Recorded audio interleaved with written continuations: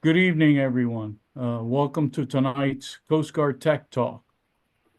Coast Guard Tech Talks are sponsored by the U.S. Coast Guard, the U.S. Coast Guard Auxiliary, and the Sea Scouts.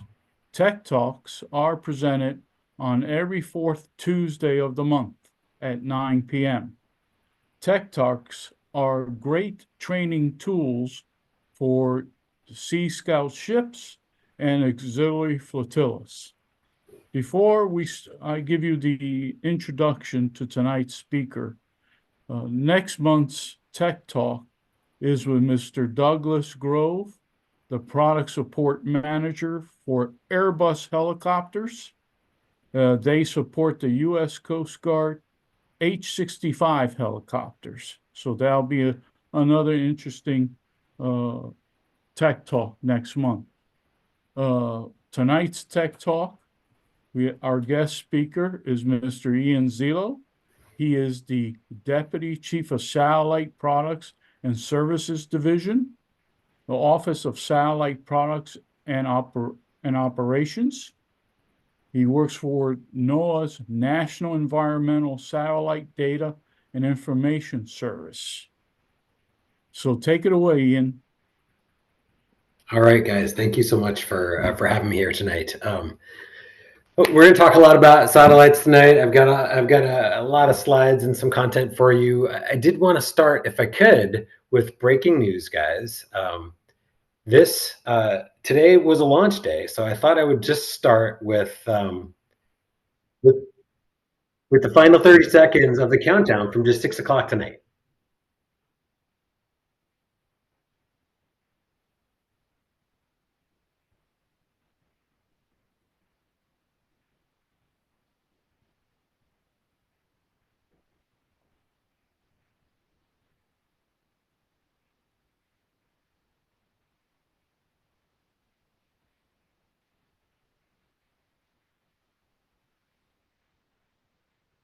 All right.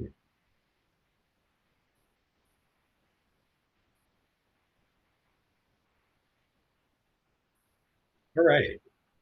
Well, not every day is launch day.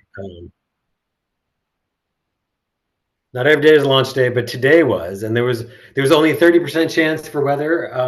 At the end of the day, they thought they had a 30% chance to get it through, and then the skies miraculously cleared, and they launched a geo satellite, and we'll talk a little bit more about what that means here in a little bit.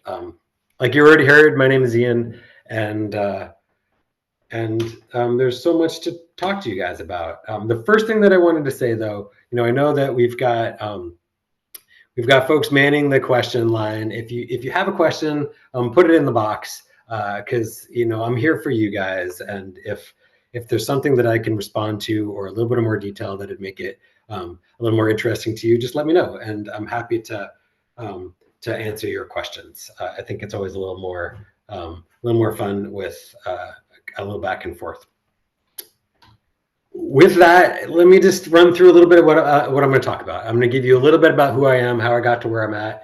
I'm going to talk. I know you guys are familiar with NOAA. I'm going to hit a few of the high points, some of my favorite parts, lay off maybe some of the parts I know you're going to hear about or have already heard about. And then we'll talk a little bit more about the satellite service, what we do, and how our work helps the American public and you folks. Again, you heard my name is Ian. Just a random path. I think it's always interesting, especially when talking to younger audiences, to talk a little bit about how I got to where I am. I went off to college and I thought I was going to be a doctor. And, when I got there, I was like, I really don't like this pre-med story. And I wound up graduating with a degree in ecology and marine biology. And that took me really back to my roots. I always wanted to be a marine biologist, and somehow I got distracted in high school.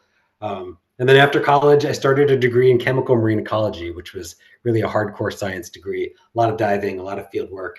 Didn't like it, and I quit, and I became a carpenter. And so I was working on coastal oceanfront homes, and that took me to grad school to work on coastal development. And then from there, it was really kind of a whirlwind tour. I moved to Florida to work on coastal management. I moved to Seattle. I got hooked up with NOAA. That's when my NOAA career started in 2002 to work on corals and abandoned vessels. Kind of boats and coral reefs. And then eventually I wound up into oil spills, did a lot of habitat restoration, and finally I came to satellites. And and I've been in satellites for the last 4 years. And, my approach has always been, this is my path around the country. I started in New York. I've moved all over the place. And for me, it's always been about being open to possibilities, staying curious, being willing to make a change if a change seems interesting. And I think the last little bit of wisdom I guess I could give you about my life before I move on to some of the content is just that to me it's always been about finding the next interesting bit of work, as opposed to kind of having this goal where you're going to be in 25 years. For me it's always what's interesting that takes me in a direction that I find kind of fun, where there's hard work and things that keep my curiosity alive. And just a couple quick pictures. This is in the early days. This is us doing coral reef work out in the Pacific. I worked on Deepwater Horizon, that big oil spill in the Gulf of Mexico, for 6 years. And on this particular day, I had my own Sikorsky helicopter, and I flew out to the site to sample oil right over Deepwater Horizon. And then just one more shot.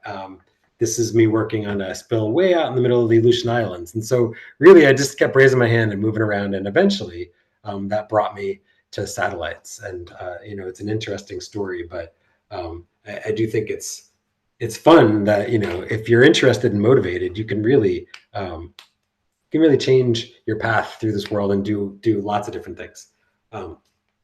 Which brings me to NOAA. I love NOAA. Most of my career has been with NOAA. And, NOAA really is, what we are is mostly in the name, right? We are the Oceanic and Atmospheric Administration. And that mostly says what we are, right? Oceanic and atmosphere, we work in oceans, we work in atmospheres, but really what ties all of our work together is science. And we are, there's science for science sake, pure research, but we're not that. We are applied science. We use science to achieve our mission and to help the public. And so that's who NOAA is. I know you've heard of the Weather Service. I know you're going to hear from fisheries, but there's so many awesome missions at NOAA. In addition to the satellite service, I think you guys also heard from somebody in charting, but we're also the National Marine Sanctuaries, our underwater national parks. There's just so many fun things at NOAA. We do a little bit of pure research. NOAA exploration is kind of in that Jacques Cousteau vein. They're out there literally, plotting and searching for new unseen parts of the planet under the water. This is a NOAA cruise, I think, in the deep waters of the Gulf of Mexico. You're going to hear a lot about fisheries, I think, in the future, but we're part of the Department of Commerce, and if you look at a lot of the work we do, it's to help the people and the economy, not just the environment. And that's a big reason why we launched satellites, also, right? Because satellites are great for weather. They're great for lots of things where people make decisions about their daily lives, their work, their livelihoods.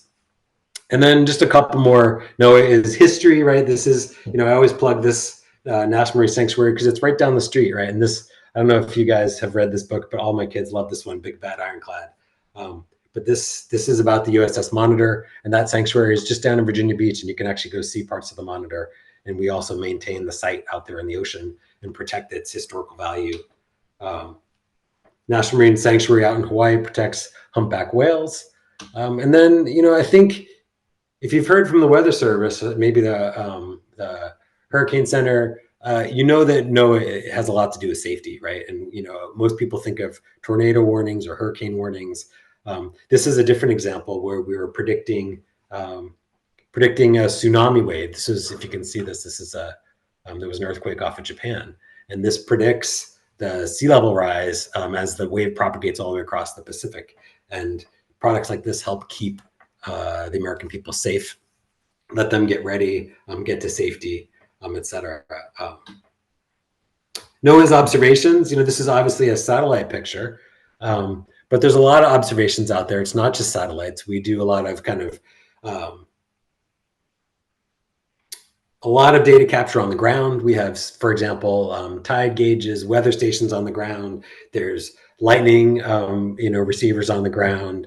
There's just a lot of information. We fly weather balloons, we fly hurricanes, the hurricane hunters and other places. So we collect a lot of information, including from satellites, and we use that to help the American public.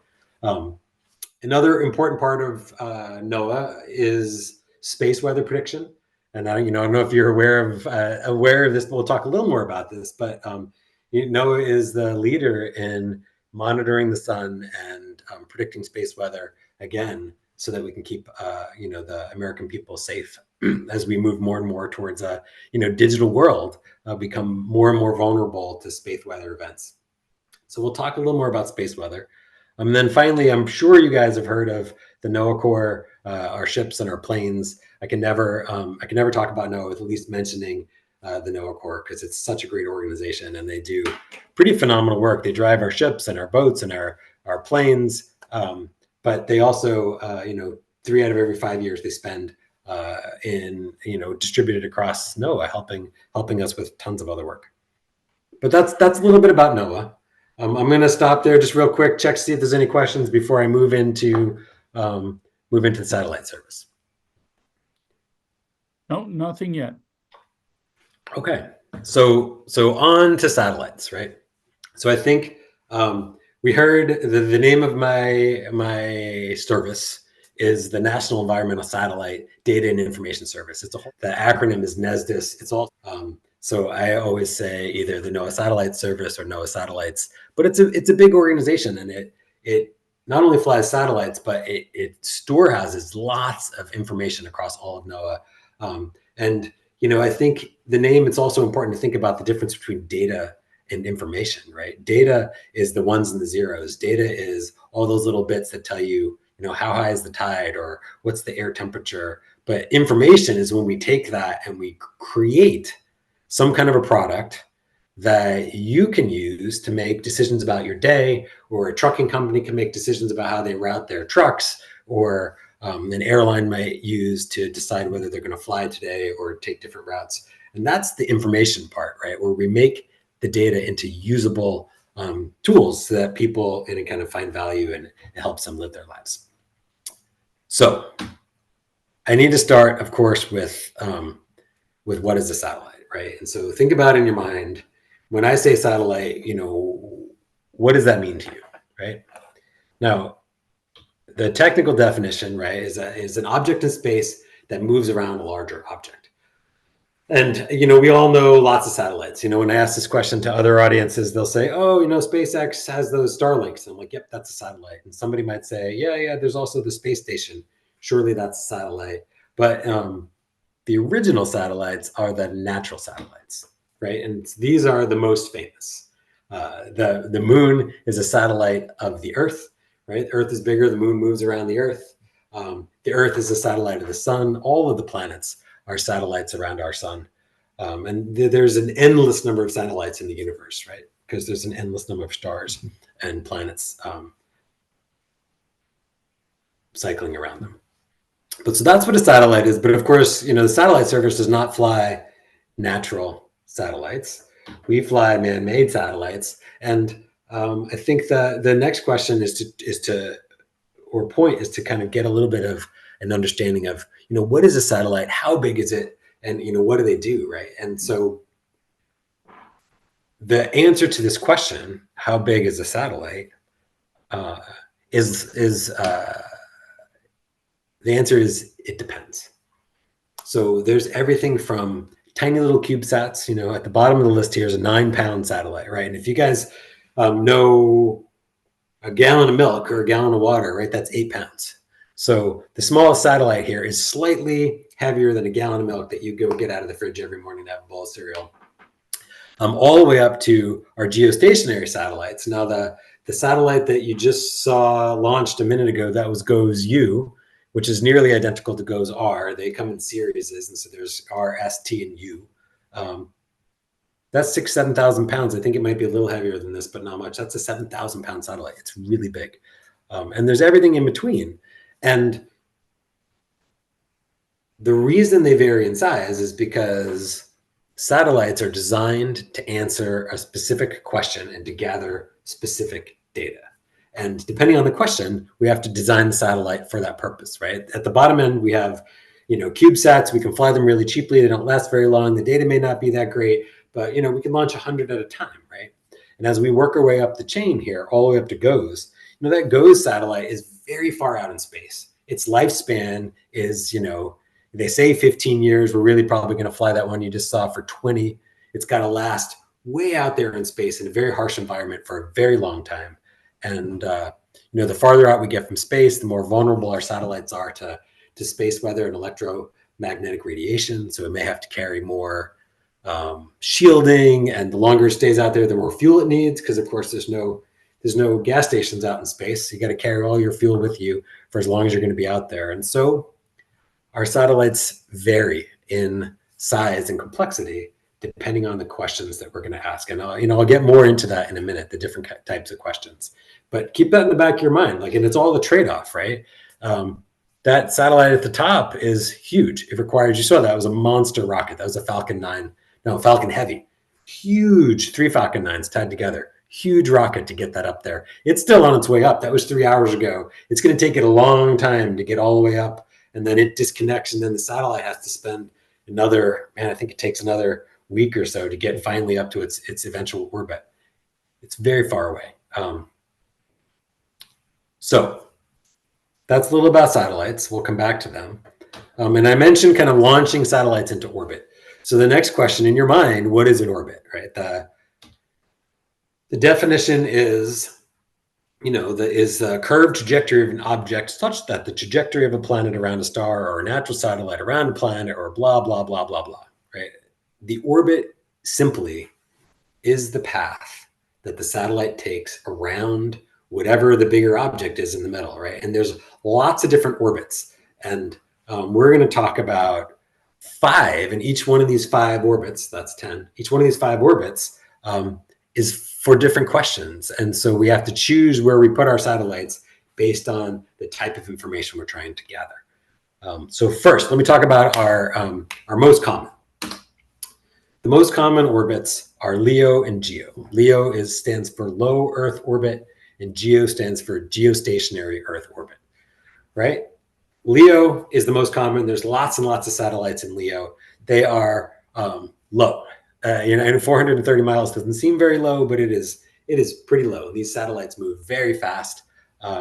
And while it seems like the satellite is traveling around the Earth, if you look at it carefully, really it's the satellite moving in a circle while the Earth spins underneath it. And those satellites move quickly.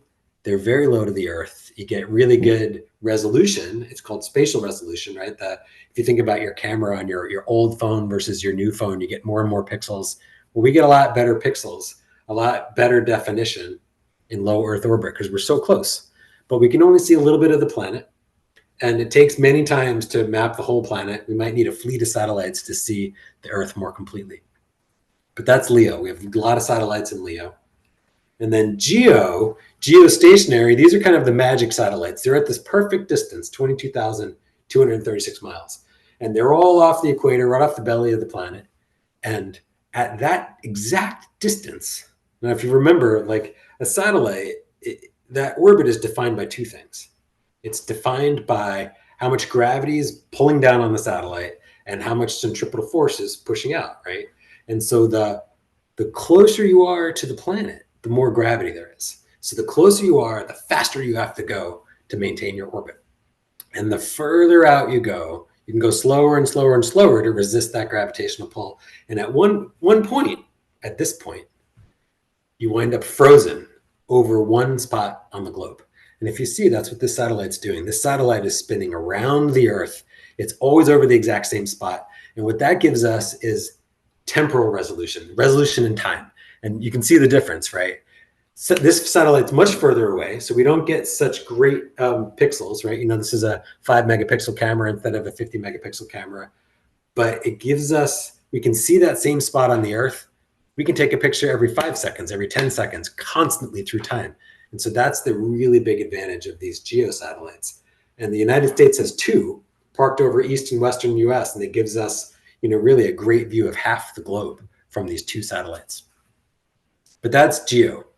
GEO, stuck at the equator, way far out there, expensive to get out there, really big, maybe a little less spatial resolution, but this great ability to look constantly at one spot.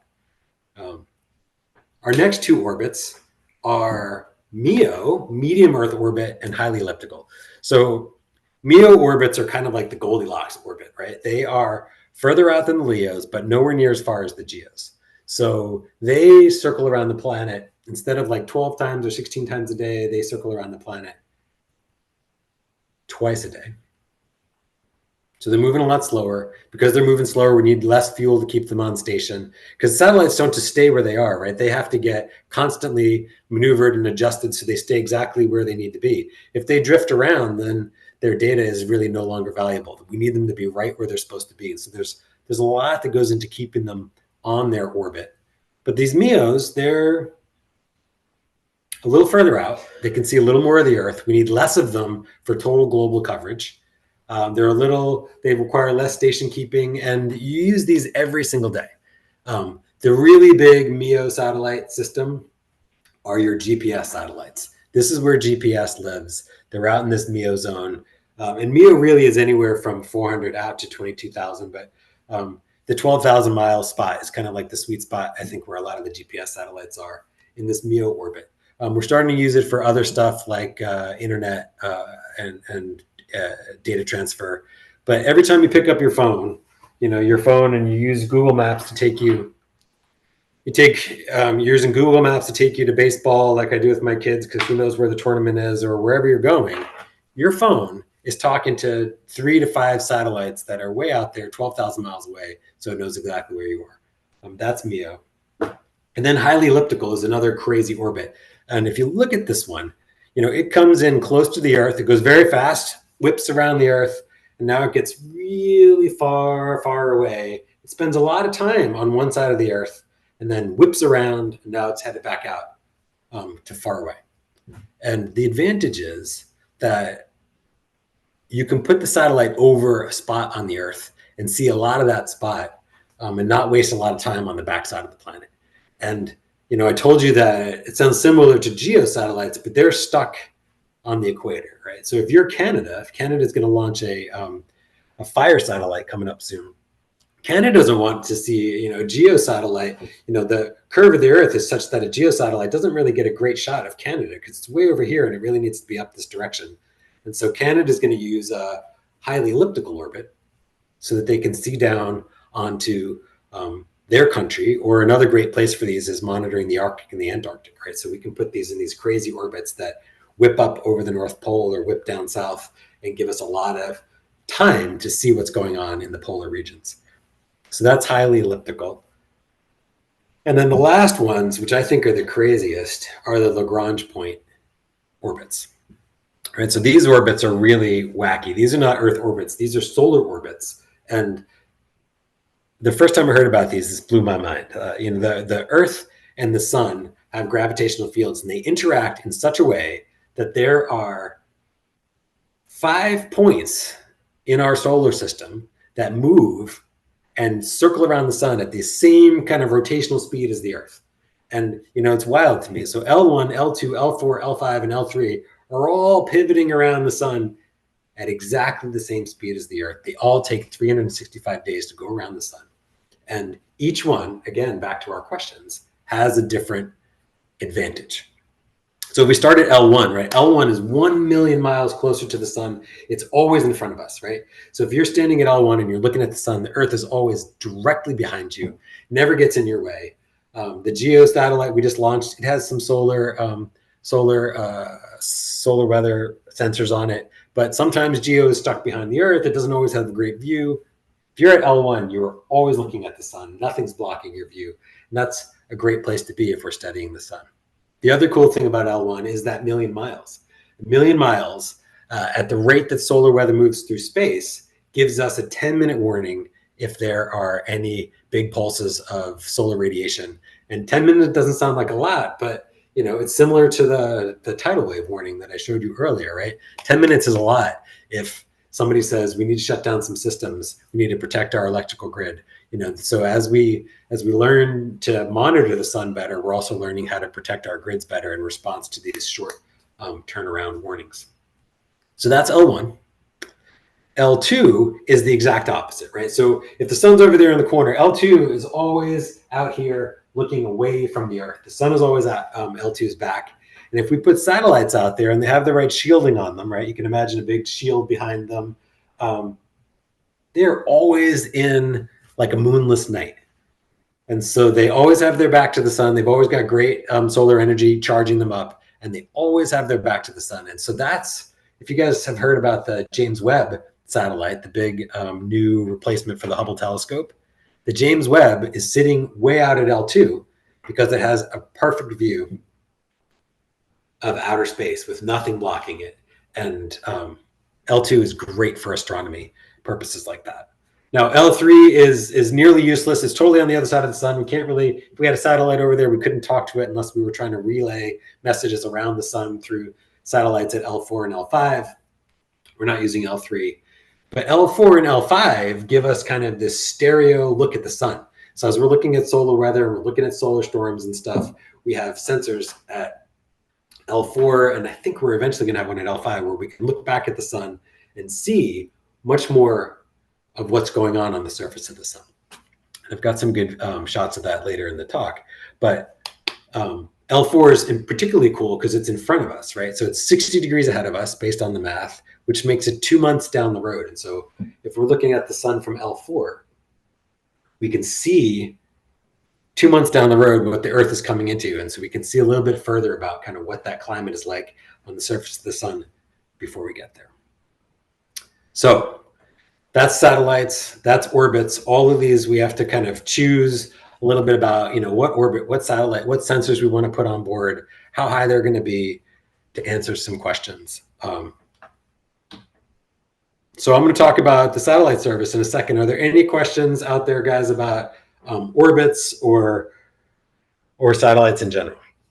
Ian, I have a couple that have come in. Great. What do we got? So the first one is, what technologies are used in weather satellites to monitor and predict weather patterns? Okay.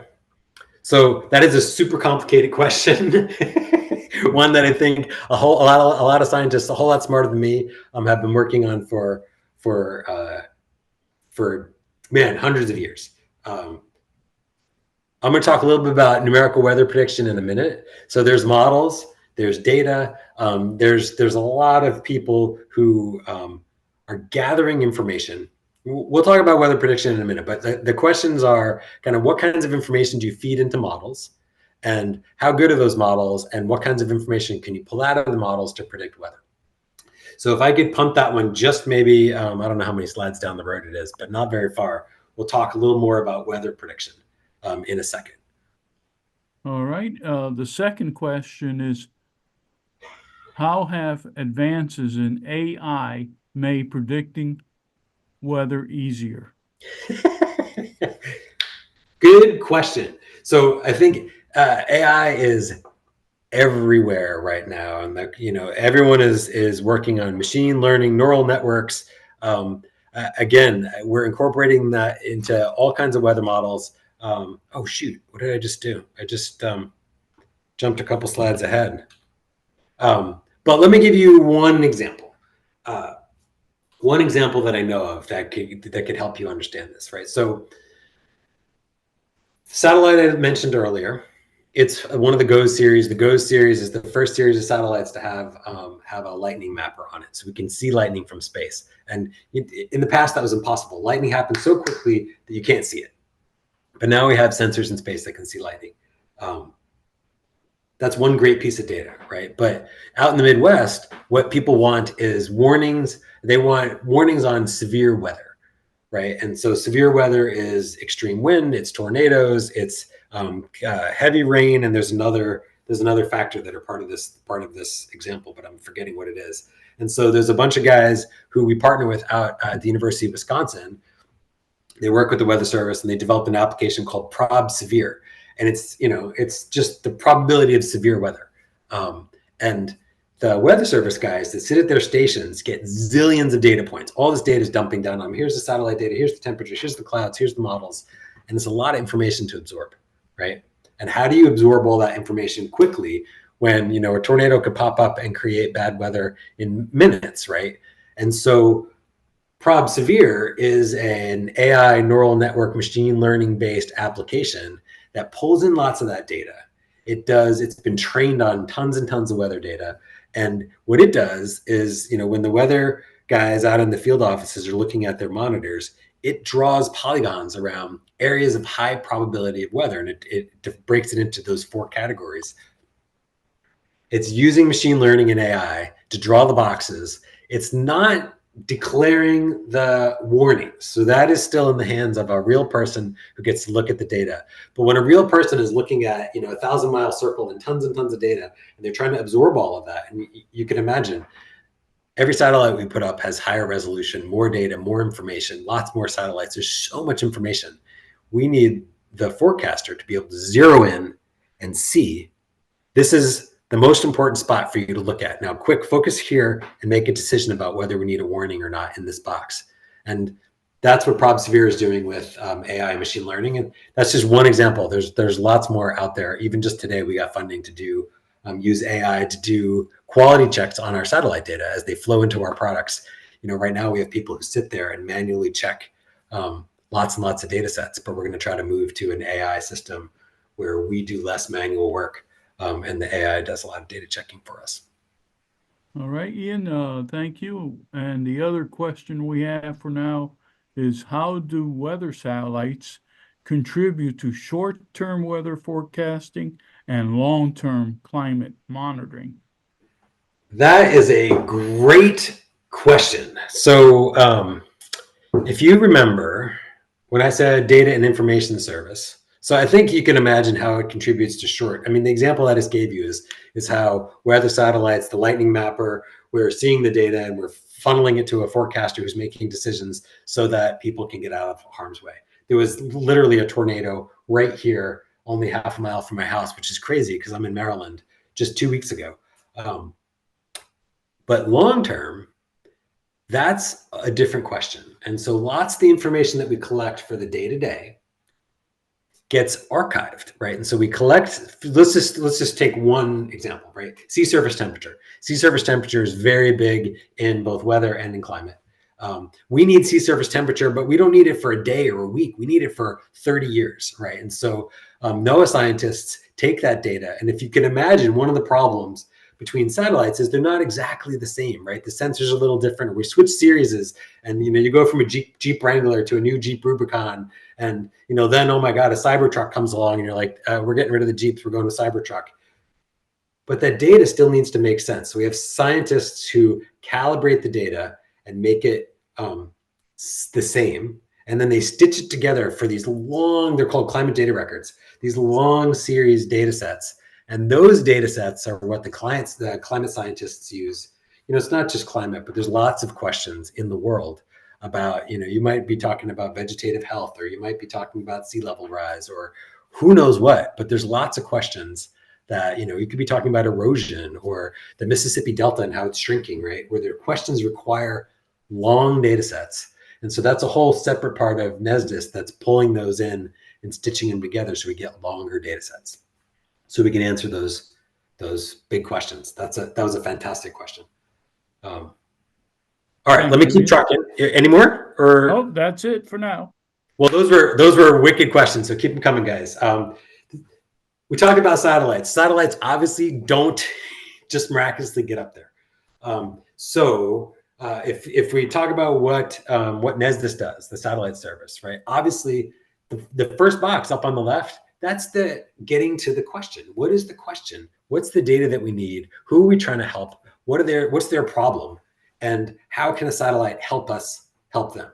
That feeds into our design. What sensor do we need? How high do we fly it? Where do we have to look? What kind of resolution? And we work with scientists, and we work with our customers in the public, or the weather service, or the fishery service, to design the instruments and the satellites. And this is all different parts of the satellite service. So design and plan, buy and build. And so we work a lot with NASA. They help us with these first 3 steps, but then we have to buy and build them. So we have lots of contracts. We have, NOAA doesn't actually build our own satellites, neither does NASA. We hire people to do that, and we kind of watch over it. Then we launch them. That launch you saw from today, we were using NASA launch services and a SpaceX rocket to get a NOAA satellite into space. And then I think a lot of people don't realize that, we see that command center sometimes on those launch videos or in like, the Apollo 11 movie or Apollo 13 or whatever. But satellites need to be driven 24 hours a day, their entire life. Sometimes they need to be rolled to look at the sun or do calibrations. There's lots of debris in space. We track everything down to the size of I forget if it's a quarter or a dime. Thousands and thousands of pieces of space debris. And something this big that's traveling at thousands of miles an hour will obliterate a satellite, right? So a lot of times where people are monitoring, and if it gets close, they'll have to kind of tip the satellite out of the way. They have to make sure they stay on their station. Sometimes we have to move stations, and we'll move them around. We'll stick one in a graveyard orbit, or there's lots going on in terms of driving the satellite. Then off to the right here, that satellite does us no good if the data is stuck up there, right? So there's a whole infrastructure around the planet to pull the data down with giant satellite dishes. And you can imagine a geo satellite doesn't move. So the dish just does this. But when we have LEO satellites, it takes 10 minutes for a LEO satellite to go over. And so the satellite dish has to track the satellite, and then it picks up the next one, and it tracks the next one, and it picks up the next one. And then when the satellite moves further around the Earth, another one picks it up. And so we're constantly tracking the satellites, pulling that data down, and then moving the data to places where we can process it and turn it into information. And that's where OSPO comes in, where I'm at. We do the driving of the satellites, and we do this part, kind of taking the information, the data, and turning it information. And then we push that information out through our websites, through lots of different ways, out to all of the people, literally millions of people around the globe who are using our data. If you turn on the Weather Channel and you see, a picture of a hurricane, that's a NOAA picture, right? There's all of the weather outlets you go to are using our data, right? There's just lots and lots of people, but there's other users, right? We talked about fisheries, factories. One of the products that comes out of my shop is a volcanic ash advisory. When volcanoes erupt, we track volcanic ash from space to make sure planes don't fly through it, because it can damage plane engines. And then back to that idea of climate data records, we archive the data because there's value in that data into the future. And so we store it all so that we can ask questions and dig into it through time. So that's the satellite service. And then, of course, there's I used to work for the Satellite Science Center, and that's 400 and something scientists that are plugged into everywhere across the satellite service, bringing science and technology and innovation, AI, all into every part of the process.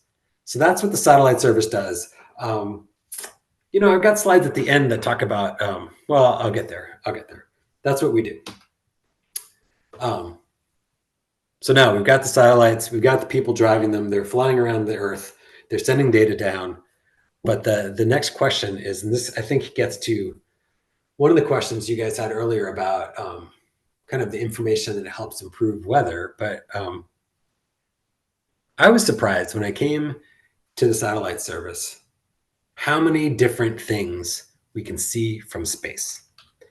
And so this is a short list. There's way more. But the way that NOAA looks at it, we group our products, the things that we can see, into 4 big areas, like atmosphere, land, oceans, and imagery. And the difference is imagery are really the big pictures, and then all the rest of these are, I could show you, easier to explain or show you a picture than it is to explain it, but it's the kind of pixel by pixel data. But in the atmosphere, we can see the wind. We can see the wind at multiple levels in in each one of these bullets. There's many products behind each one, but we see the wind at the surface of the ocean. We see the wind at the top of the clouds. We see wind shear as it moves down through the atmosphere. We see water vapor in like a zillion different ways, right? But some of the more interesting ones, obviously we see clouds. You guys see those pictures all the time, right? But we can see precipitation. We can see how much total precipitable water. It's crazy how much water could become rain in a specific little column from space to the Earth. We can see how much it's raining at that moment. We can track ozone and methane and carbon dioxide, which plays back into some of those climate questions, right? Volcanic ash. Do I have smoke on here? All right, so land, fire, and smoke. Guys, if you saw those pictures last summer, all those fires in Canada and those smoke plumes coming down across the United States, that was smoke tracking that was happening from our satellites in space. Obviously, we can see snow and ice We can see flooding, surface type, which is kind of cool, vegetation type. From space, we can see what type of vegetation is down there. We can see how healthy the vegetation is. We can see the type of land cover. We can see how wet the soil is, right? We can see where there's flooding. And then, of course, in the ocean, there's so many things that we can see. Ocean color is a big one. There's lots of different components of ocean color that let us see algae and coral bleaching. We can see pollution, right? So one of the things we see on the ocean is the sea surface height, which lets us see how big the waves are. But we can see the little waves also. And, I used to be an oil spill responder. One of the things that oil does on the surface of the ocean is it smooths out the waves. I don't know if you guys have ever seen a spill, but instead of all those little ripples, the ocean gets very smooth. And that lets us see oil from space. And then I'll give you one more example. Sea surface height. This one blows my mind. We can measure the height of the ocean from space to a centimeter or less. And so, the surface of the ocean is not flat, right? It's got humps and bumps and valleys all over the place, depending on weather and gravity and tides. But the one that blew my mind was that we've got people in the satellite service who are measuring the surface of the ocean and how much that surface of the ocean is deflected by underwater mountains. So we can have a seamount a mile under the ocean, and that seamount is a chunk of Earth, right? So it has its own gravity. So it pulls the surface of the ocean down and up, makes a slight hump in the surface of the ocean. And our sensors are detailed enough that we can map those seamounts a mile under the ocean from 435 miles up in space. And that one really just blew my mind. So some of the things we can see from space. I got a few more examples for you just to give you a picture, right? So this is the difference between imagery. Imagery is what we saw before. It's a nice, beautiful picture you can imagine of Earth. It looks like Earth. This is not imagery. This is individual pixels where we did data analysis and then we assigned a value to each pixel, right? And so if you look at the bottom, this is cloud type, right? And white is clear, red is a water cloud, orange is a super cool cloud. So these are all different cloud types. And you can imagine each one of those cloud types tells us a little bit about what the weather is at that moment. And we have 15 different ways we can look at clouds in each little slice, each little soda straw of the atmosphere. And that all feeds into weather. Here's another one that's important. I just mentioned kind of the Canadian fires, but this is a map from, when did I make this? Was this the 21st? Oh, 21st. Oh, I pulled this last Friday. So last Friday, this was a map of all of the active fires that we could see from space in the United States. And they're colored by this crazy number called radiative power, but really it's just how hot is each individual fire. But we can see all of the fires from space. We see people burning their crops, but we see all the natural fires out west. We use the satellites to detect the fires earlier so that maybe we can get out there and put a fire out before it turns into a giant forest fire. But we can also track how the fire's moving. We can track once the fire's out. We track the condition of the land. So one of the problems with fires is once they're gone, there's no more vegetation. And when it rains, a lot of those burn scars turn into mudslides and dangerous situations. And so we can track that. And then, I know I mentioned to you guys that we can see the condition of the vegetation. We can see if it's dried out. We can see if it's healthy. And so we can overlay how much rain has there been? What's the condition of the vegetation? What is the temperature? And we can create indices or predictions of where fires might be, which is another great place for AI to play into kind of the future of data analysis, right? AI is great at taking lots of information and pulling it together. And once we train it properly to make predictions like that. So that's a fire example. And then back to the idea of weather prediction, guys. We've come a long way in terms of weather, but this is so simplified, but I just wanted you to get a general idea that, in the middle, there's atmosphere and ocean models. And, the ocean holds most of the water on the Earth and holds most of the heat on the Earth. Compared to how much heat is absorbed by land and how much heat is held in the atmosphere, the ocean has way more, right? And so the ocean drives weather. So we got to model the atmosphere and the ocean.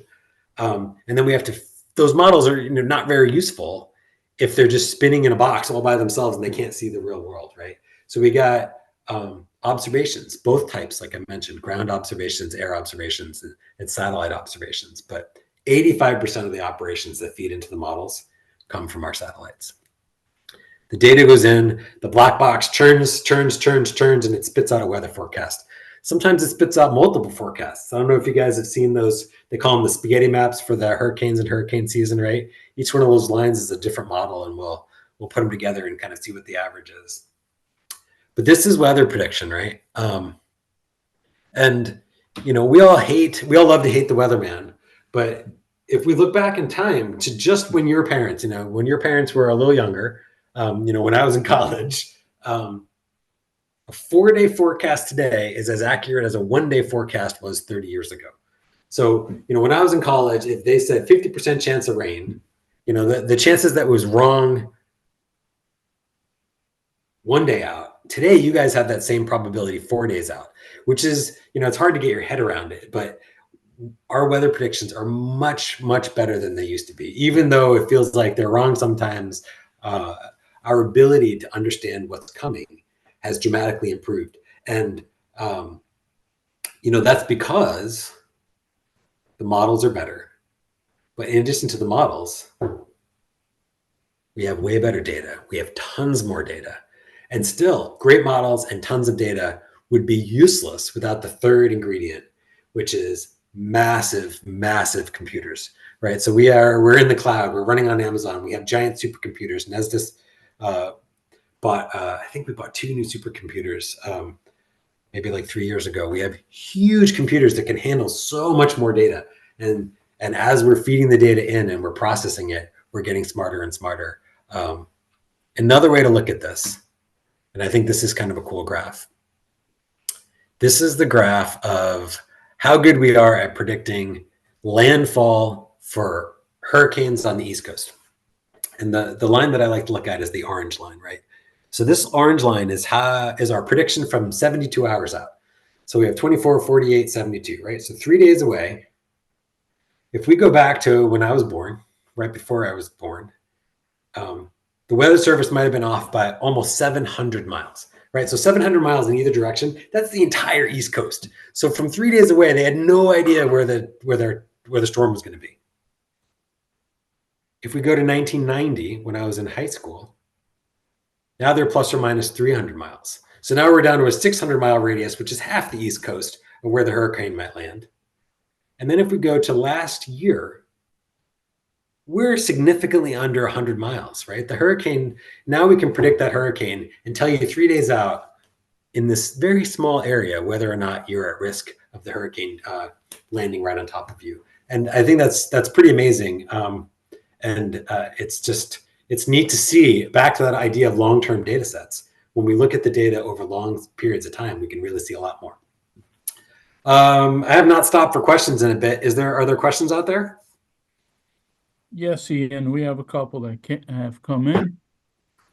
Question is, what is the fuel used to power satellites? Oh my God. All right. So this is not my area of expertise. There are lots of different kinds of fuels. Some are like you would expect. It's some version of rocket fuel. They store it on board. It's explosive. They burn it with little thrusters, just like a main rocket. I think the more interesting ways to move rockets are kind of in development. For example, if you can imagine this, in space, there's no gravity, right? So they're testing small satellites that use sails, and they put these giant sails out, and they can catch solar wind, and they can use solar wind to move themselves through space. Another one that I think is really wicked is, I'm going to mess this up, but they basically use particle accelerators. So they have these tiny particle accelerators, and they can take a very small, say helium, right? They can take a very small canister of helium, and then they use their batteries, because in space, the one kind of energy that we have an endless supply of is sun, right? And so we can charge up our batteries, and then they can put a charge across 2 plates, and they can hyper accelerate, like super collider kinds of speeds, tiny particles of helium, I think it's helium, out the side of a satellite, right? And so now we're talking about something that is so tiny, it has almost no mass, but it's moving at insane speeds, right? You know, we're talking, and I don't think we're not talking approaching the speed of light, but we're talking of like just, you know, just speeds that are hard to imagine. And they accelerate that tiny particle so fast that it has a thrust. And so they're moving satellites around using accelerated tiny particles. Instead of burning fuel, they're just flinging atoms out the side of satellites and moving them into around space. So that's 3 examples. I know there's a lot more. There's whole courses on how you move satellites, how the engines work. It's pretty wild, but that solar sail one is pretty crazy. In fact, Bill Nye, the science guy, I know you guys have heard of him. He's part of a project where, and you can look him up, it's kind of neat. He's part of a project for a kind of a research satellite that's using a solar sail to move around. I think it's pretty wild. All right. What else do we have? Another question has come in. Saw on the news a couple of weeks ago a story about solar flares. Do solar flares affect weather satellites? Yes, of course they do. So yes, the answer is yes. We're going to talk about space weather in a second, but anything in space is affected by solar flares. The Earth is affected by solar flares. Thankfully, we have a great magnetic field that does a lot of our protection for us. But if you remember how I said one of the reasons why the GOES satellite has to be so big, one of the reasons is that it has to carry extra shielding, because now that you know about the orbits, right? Leo is down close to Earth. It's really tightly in our magnetic field, right? Those geosatellites are so far out there that the protection from our magnetic field is much less, and they need to be shielded. If you think about weather satellites, if you think about the solar weather satellites, the ones that are sitting at L1, they're way out there with no protection from Earth's magnetic field. And so they need to be hardened in a whole different way so that that constant bombardment of solar radiation doesn't destroy them as soon as they get there. Anything else? No, that's it for now. More great questions. You guys are not asking softball questions. I love it. Okay, couple more slides and one more slide, and then I got a couple short videos for you, just so you can see this in a little more. We'll get to them. They're neat. I just wanted to mention, and our first video is going to be about observing the ocean, but there really are so many neat things you can see from space, and a lot of people think about our satellites and they think weather. But NOAA is shifting not away from weather, but we're investing more in the oceans. And the launch that you just saw, does it have an ocean color? I think it has an ocean color sensor. The replacement for it, so those were the GOES satellites. GeoEcto is our next series of satellites. It has like this whiz-bang, really awesome ocean color sensor on it, because we know that we need to do a better job of studying the ocean, not just for its weather purposes, but so that we can manage fisheries better, so that we can manage harmful algal blooms, so that we can, there's just so many things we need to understand about the ocean. And we're investing more and more in developing that data. And some of it applies straight to Sea Scouts if you're thinking about boats, right? When you get out in the middle of the ocean, there are no land-based weather observations. That you have to rely almost entirely on satellites to know what's going on out there.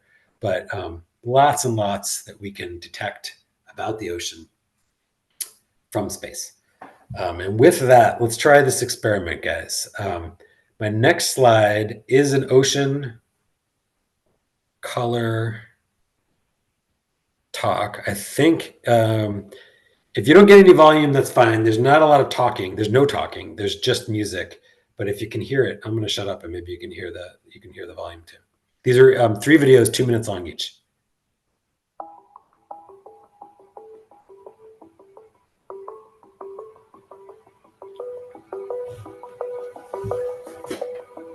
So a little bit about the ocean. That's data.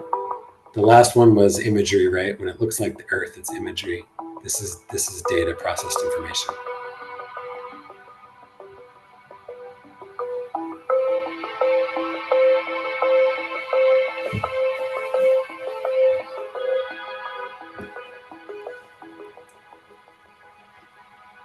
So chlorophyll A, in this particular, they're showing us how they can differentiate different kinds of plankton in the ocean.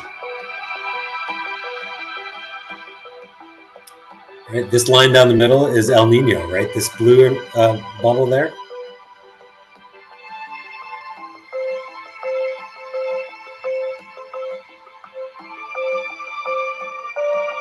It's plankton in the water, which of course relates to fish and whales and all kinds of biology.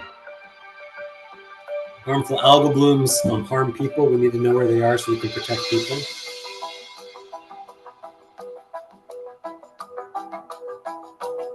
This gives you a sense of how that satellite creates stripes around the Earth. See those gaps? It has to come back around a second time to fill in those gaps, right? Here's that ocean collar sensor I mentioned. We're testing it out. It's going to be on the next version of our geosatellites.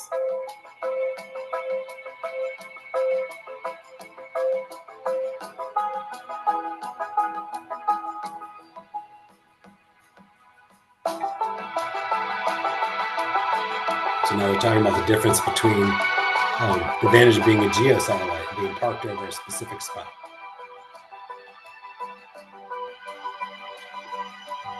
Looking at biology off of California.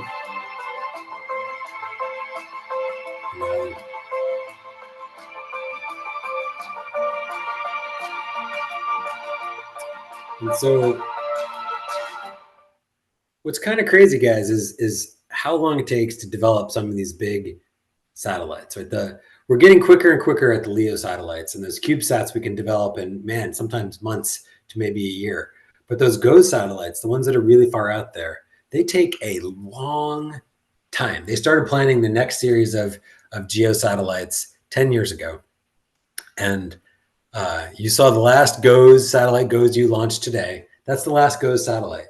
And the next series is called GeoXO, and they're not going to launch until the like 2032, right? So we've got 8 years between now and when NOAA launches its next geosynchronous orbit satellite. It takes a really long time, but this video is already talking about all the advantages that people are excited about once it gets up into orbit. All right, that's oceans. Let me show you another one. This one is wild, just to give you a sense of what we can see in terms of space weather, getting back to that idea of, you know, could solar weather affect us? This one is another short 2-minute video.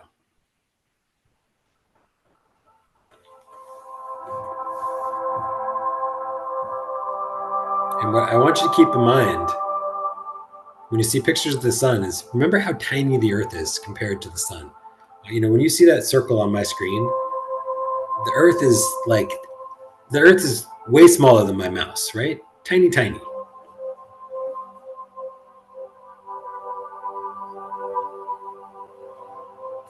And so this is talking about how when we get flares, we get this, the aurora borealis, right? Because some of the flares get in at the poles. That's where they can get through the easiest.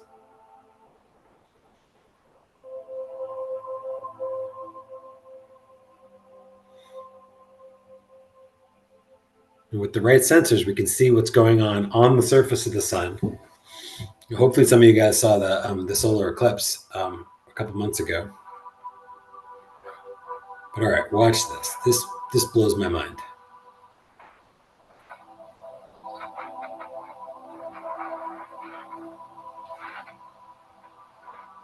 Like these flares are, these flares are like millions of miles across. Look at that. So far out. When those burst out, look at that. Those explode into space. That's what we're talking about, right? Sun's light takes, I think it takes 8 minutes to get here from the sun. Those flares are not moving as fast as light, but they are moving very quickly, and they can really damage our infrastructure. So we need to be ready for them. All right, so that's some cool pictures of looking at solar weather. And then I have one more for you just because today is launch day. This video is a couple weeks old, but I just wanted you guys to see a little bit of the prep, right? So the satellite was built in Colorado. This is this giant military aircraft. You're gonna get to see how big the satellite actually is here in a second. But look at the size of this plane. So they fly it out, and the entire truck is just gonna drive onto the plane. In it goes in Colorado. We built it in Colorado. We did tons of testing in Colorado, and then we fly it to Florida. Get to Florida, and here it is rolling off the plane. This huge thing.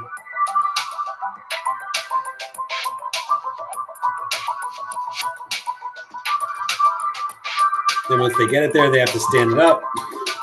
They do a lot of testing. They actually found a problem in the satellite a couple months ago, and the launch was delayed by a couple months until they fixed it. They found it here in this facility. Once it's tested again, then it gets loaded and put into the nose cone. This gives you an idea of how much we can see from one of those satellites. Right, that's imagery. Right, guys, that's imagery. It looks like a picture. And that's the lightning mapper.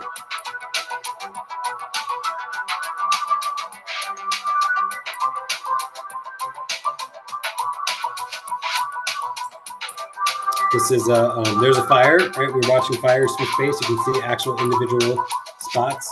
And then you've already seen a little bit of the solar weather, right?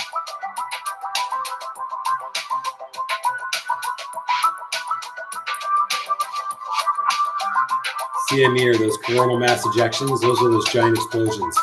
I mean, look at how big this thing is. And that doesn't even have the solar array out, right? It is a really big piece of equipment. And we're sending that thing 22,000 miles out into space. All right. So I've got 2 more points I wanted to make for you guys. And I don't know, how are we doing on time, guys? We're just a little bit over. Oh, we're over. All right. Well, I'm going to skip this. I was going to talk about how it's not just us, but it's a giant community of international partners. And so our satellites, these are our satellites, but these are all the satellites we use to make products for you guys. And then the last thing I wanted to talk about, and I'm just going to blitz by it, is just that, as you think about, you listen to me talk about satellites, or you listen to somebody else talk about fisheries, or you listen to someone from NASA talk to you guys, or some corporate. You said Sikorsky's coming next week or something, I think you said. You don't have to be, like, people always tell me, but I need to be a scientist to work at NOAA. And while we hire lots of STEM professionals, it's just not true, right? If you like the mission and you're interested in law, or you like the mission and you're an artist, or you're a writer, or you like the mission and you think money is fun and you want to be a budget person or an accountant, there's lots and lots of opportunity for you to work for NOAA and really just about any other agency or organizations. I always want to finish with kind of encouraging people to think about how their passion can align with kind of interesting missions. And these guys in purple are the ones we all hate. They're the guys who fly the planes, fly into hurricanes, drive the ships. They have the really wicked jobs. But anyway, that's all that I have for you guys tonight. I really appreciate it. I don't know if there's any final questions, but yes, we do. All right. Well, I've got time if you guys have time for me to answer them. Well, one question has come in. So, what's the best weather app for sailing? I don't know. Can I get back to you? So I have a friend who is a demon sailor who's also really into weather. I can certainly do a little research for you and send you some links. Yep. And we can, let's see, I'm just trying to, all right. What educational resources or programs are available for Sea Scouts to learn about weather satellites and their applications? All right, that's another one where I feel like I need to send. So conveniently, although a little bit, like OSPO launched a new website today. The satellite service has a great website that includes lots of educational materials. GOES, specifically the GOES program, has tons of great stuff for students to learn. So again, if I could, I would be happy to dig up a few sites and connect you to some links. I don't know how you guys distribute stuff to your audience, but I would love to do some educational links about satellites. Yeah, Um, we have ways to put it into the video toward yeah, the I would end. love to do that. Let me find some cool weather links for you for sailing, and I can certainly look for. Maybe I'll go to the Weather Prediction Center or the Ocean Prediction Center. They're just upstairs. They do weather specifically for boats. Um, what else? That was it. Well, guys, I hope that was interesting for you. I don't know if you can tell, but I think our mission is wicked. I love oil spills, I love coral reefs, but man, satellites is a whole nother world of awesome. And I just want to thank you guys for inviting me and for sticking around and for asking such great questions tonight. Thank you, Ian. We certainly appreciate your time and your effort in doing your presentation tonight. Oh Stick yeah, around a little bit after the presentation and we'll chat a little bit more. Thanks absolutely. again.